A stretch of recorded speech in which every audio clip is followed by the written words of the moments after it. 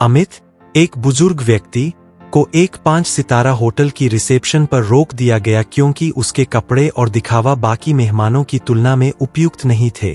जब उसने बताया कि वह कौन है, तो किसी ने विश्वास नहीं किया। नमस्ते दोस्तों, आज के वीडियो में हम सीखेंगे कि हम लोगों के साथ कैसे व्यवहार करते हैं, खासकर जो हम नहीं जानते। यह पहचानने की कुंजी है कि हमारी नैतिकता क्या है और क्या हम वास्तव में उतने ही न्यायपूर्ण और बुद्धिमान हैं जितना हम सोचते हैं। चलिए अमित की कहानी को जानते हैं और कैसे एक होटल से निकाले जाने ने उसे हमारे रिश्तों और लोगों के साथ संचार के बारे में सबसे महत्वपूर्ण बातें याद दिलाई। उसे उसके कपड़ों की वजह से होटल से निकाल दिया गया। जब उन्होंने अपनी गलती का एहसास किया तो बहुत देर हो चुकी थी। एक बुजुर्ग और थका हुआ व्यक्ति फुटपाथ पर रुक गया और सड़क के दूसरी ओर 5 सितारा होटल को देखा। वह साधारण कपड़े और पुराने जूते पहने हुए था जो उसके काम के कारण घिस गए थे। बुजुर्ग व्यक्ति होटल के स्वचालित दरवाजे से होकर लॉबी में प्रवेश किया। यह स्थान बेदाग था। आधुनिक सजावट, गद्देदार सीटें और एक चमकदार फर्श जो बड़ी खिड़कियों से आने वाली रोशनी को परावर्तित कर रहा था। रिसेप्शन पर एक अच्छी तरह से तैयार महिला खड़ी थी, जिसका पोस्चर आदर्श था और हल्का मेकअप किया हुआ था, जो महंगे दिखने वाले ऊंची एड़ी के जूते पहने हुए थी। जब साधारण कपड़े और पुराने जूते पहने हुए आदमी उसके पास रुका, तो महिला ने उसे ऊपर से नीचे तक देखा। उसे यह निर्णय लेने में 2 सेकंड भी नहीं लगे कि वह व्यक्ति मेहमान या ग्राहक नहीं था। उसने सोचा कि यह व्यक्ति किसी प्रकार की जानकारी की आवश्यकता है और प्रार्थना की कि यह कोई बेघर व्यक्ति न हो जो यहां आकर मेहमानों को परेशान करे।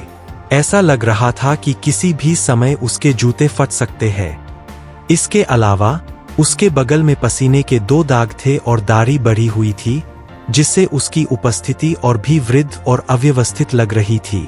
वह अच्छे कपड़े पहने रिसेप्शनिस्ट के पास आया और वह यह सोचकर तनाव में आ गई कि आगे क्या होगा। बुजुर्ग ने उसका अभिवादन किया और कहा कि उसे उस दिन के लिए एक कमरा चाहिए। यह कहते हुए उसने अपनी जेब से अपना बटुआ निकाला। यह एक पुराना बटुआ था और महिला को ऐसा नहीं लगा कि उसमें बड़े नोट होंगे। उसे केवल एक क्रेडिट कार्ड और कुछ दस्तावेज दिखाई दिए। कुछ भी ऐसा नहीं था जिससे यह संकेत मिले कि वह एक 5 सितारा होटल के अधिकांश मेहमानों जैसा था। महिला ने उसे इशारा किया कि वह पैसे, कार्ड या कुछ भी और न निकाले, क्योंकि उस दिन कोई कमरा उपलब्ध नहीं था। सभी कमरे भरे हुए हैं, उसने कहा। बुजुर्ग ने बटुआ वापस रखा और रिसेप्शनिस्ट को ध्यान से देखा। उसका नाम प्रिया था। उसने कहा, देखो प्रिया, मैं यहाँ तक पहुँचने के लिए बहुत कुछ झेल चुका हूँ। मेरे पास शहर में एक कमरा खोजने के लिए जाने का विकल्प नहीं है और मुझे लगता है कि आपके पास कम से कम 12 खाली कमरे हैं। प्रिया के पीछे एक पंक्ति में कमरे के नंबरों के साथ एक्सेस कार्ड थे, शायद यह संकेत देने के लिए कि वे अभी भी किसी के द्वारा लिए नहीं गए थे। घिर चुकी प्रिया ने सोचा कि ईमानदारी से इस व्यक्ति को स्थिति समझाना बेहतर है। मेरे श्रीमान, समझें, यह एक ऐसा स्थान नहीं है जिसे सभी वहन कर सकते हैं। हमारे पास शहर में एक प्रतिष्ठा है और हम इसे खतरे में नहीं डाल सकते। यह एक लग्जरी होटल है जो आमतौर पर कार या कार्यकारी टैक्सी से यहाँ आने वाले क्लास ए ग्राहकों की सेवा करता है, न कि उन लोगों की जो पैदल चलते हैं। यह एक ऐसा स्थान नहीं है जिसे सभी वहन कर सकते हैं। हमारे पास शहर में एक प्रतिष्ठा है और हम इसे खतरे में नहीं डाल सकते। एक खाली कमरा किसी ऐसे व्यक्ति को देकर जो अन्य मेहमानों के समान सामाजिक स्तर का नहीं है। आप मुझे समझते हैं, ऐ ना? बुजुर्ग ने उसी धैर्य के साथ सब कुछ सुना जैसा महिला ने दिखाया, लेकिन उसकी नजरें थकान से कमजोर और प्रत्येक वाक्य के साथ अधिक निराश लग रही थीं। फिर उसने कहा कि प्रिया गलत थी और वह केवल उस होटल में एक कमरा चाहता था, क्योंकि उसे बहुत समय से आराम नहीं मिला था। यह सबसे सरल और सबसे खराब दृश्य वाला कमरा भी हो सकता था, कोई फर्क नहीं पड़ता। लेकिन प्रिया ने बस इतना कहा कि यह चीजें इस तरह से नहीं चलतीं। बुजुर्ग ने फिर प्रबंधन से बात करने के लिए कहा, लेकिन होटल का पर्यवेक्षक ही सामने आया। पर्यवेक्षक का नाम राजेश था और उसने बिना हाथ बढ़ाए बुजुर्ग का परिचय दिया। प्रिया ने तुरंत सब कुछ समझा दिया कि क्या हो रहा है। राजेश ने एक भी पल के लिए आदमी की आंखों में देखना बंद नहीं किया, एक कठोर मुद्रा बनाए रखा। राजेश ने रिसेप्शनिस्ट को सही ठहराया और बुजुर्ग से कहा कि कुछ ब्लॉकों के बाद एक कम सितारा होटल है जहां उसे सेवा मिल सकती है, लेकिन बुजुर्ग ने बताई गई दिशा में जाने से इनकार कर दिया। तब राजेश ने सुरक्षा हस्तक्षेप के लिए कहा, जिसने बुजुर्ग को पकड़ लिया और उसे प्रवेश द्वार तक घसीट लिया। जब वह आधे रास्ते में था, पर्यवेक्षक ने सुरक्षा गार्ड को रोकने के लिए कहा। बुजुर्ग ने सोचा कि आखिरकार उन लोगों को अपनी गलती का एहसास हो गया था, लेकिन ऐसा नहीं था। पर्यवेक्षक ने कहा कि सुरक्षा गार्ड उसे सेवा प्रवेश द्वार से बाहर निकाल दे, क्योंकि मुख्य प्रवेश द्वार पर यह दृश्य अच्छा नहीं लगेगा। सुरक्षा गार्ड एक विशाल व्यक्ति था। उसने बिना किसी परेशानी के बुजुर्ग को होटल के पीछे वाले गलियारे में ले गया। बुजुर्ग ने विरोध किया और कहा कि वे सभी गलती कर रहे हैं और वह प्रबंधन से बात करना चाहता है, लेकिन सुरक्षा गार्ड ने केवल वही किया जो पर्यवेक्षक ने उसे करने को कहा था। सेवा क्षेत्र में पहुंचने पर उन्होंने आशा से सामना किया, जो होटल के कपड़े धोने की मशीनें चला रही थी।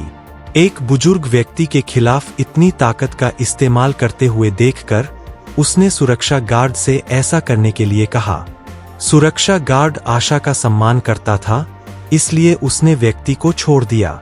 इस तरह क्यों काम कर रहे हो और वह व्यक्ति यहाँ पीछे से क्यों जा रहा है? उसने पूछा। क्या अब हम इस कंपनी में लोगों के साथ ऐसा व्यवहार करते हैं? सुरक्षा गार्ड ने कहा कि वह केवल आदेशों का पालन कर रहा था और यदि उसे यह पसंद नहीं आया तो वह पर्यवेक्षण से शिकायत करे।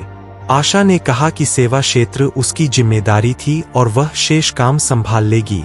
बदमाश आदमी ने कहा कि बुजुर्ग अब उसकी जिम्मेदारी है और उसे इससे निपटना है। आशा व्यक्ति के पास गई, अपना परिचय दिया और उसका नाम पूछा।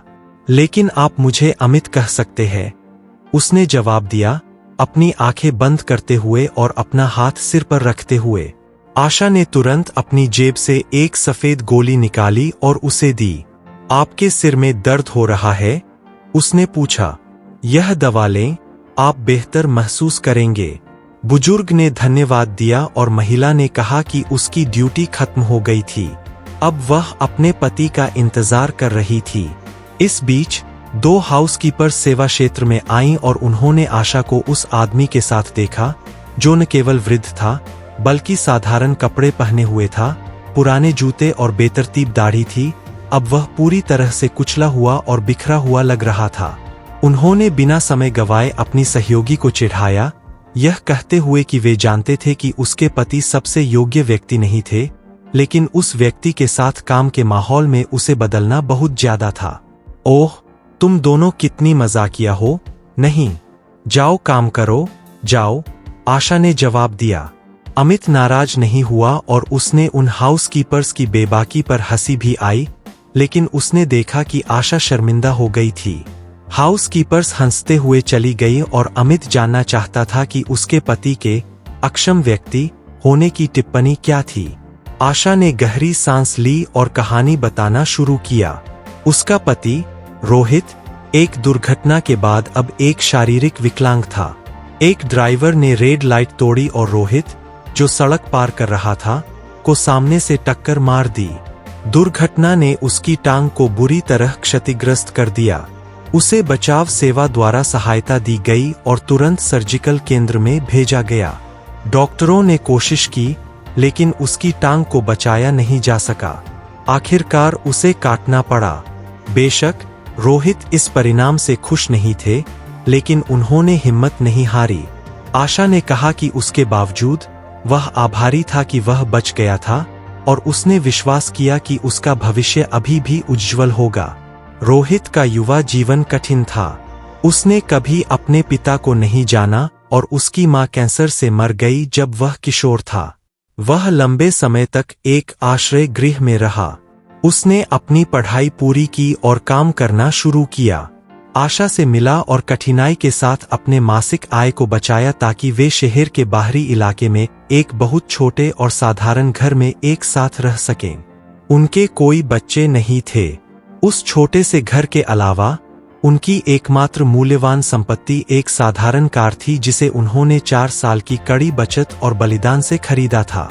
रोहित उस कार का उपयोग एप्लीकेशन ड्राइवर के रूप में काम करने के लिए करता था और उस समय वह अपनी पत्नी को काम से लेने के लिए आ रहा था। आशा के पति ने एक अच्छा व्यक्ति था, बातचीत करना जानता था और अमित और आशा के बीच अचानक दोस्ती को अजीब नहीं माना। वह पहले से ही उन तात्कालिक मित्रताओं से परिचित था जो कभी कभी मैत्रीपूर्ण यात्रियों के साथ होती थीं। रोहित ड्राइव करने के लिए विकलांगता के लिए अनुकूलित कार का उपयोग करता था।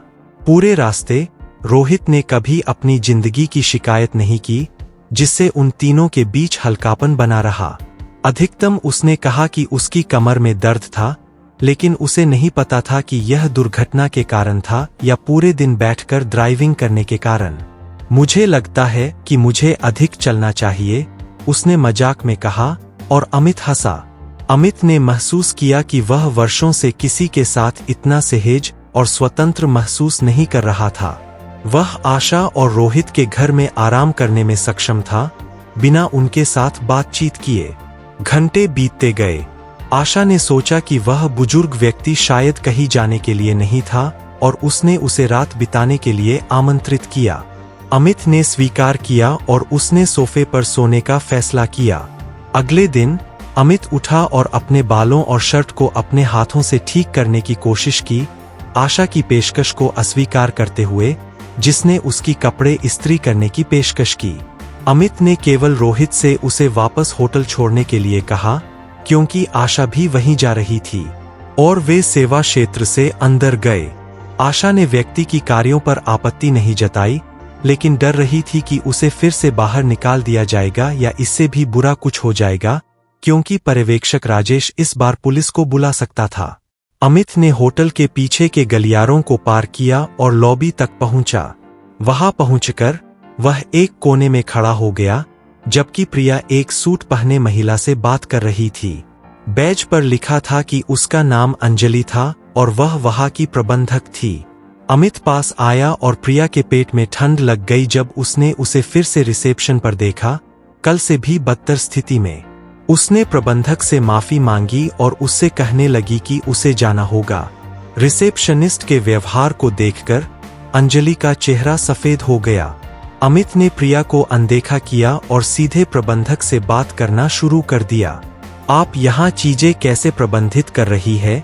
अंजलि, मैं आपको प्रमोशन देने वाला था, हमारे और होटलों की प्रबंधक बनाने वाला था, लेकिन ऐसा लगता है कि इन लोगों को नहीं पता कि वे किसके लिए काम करते हैं।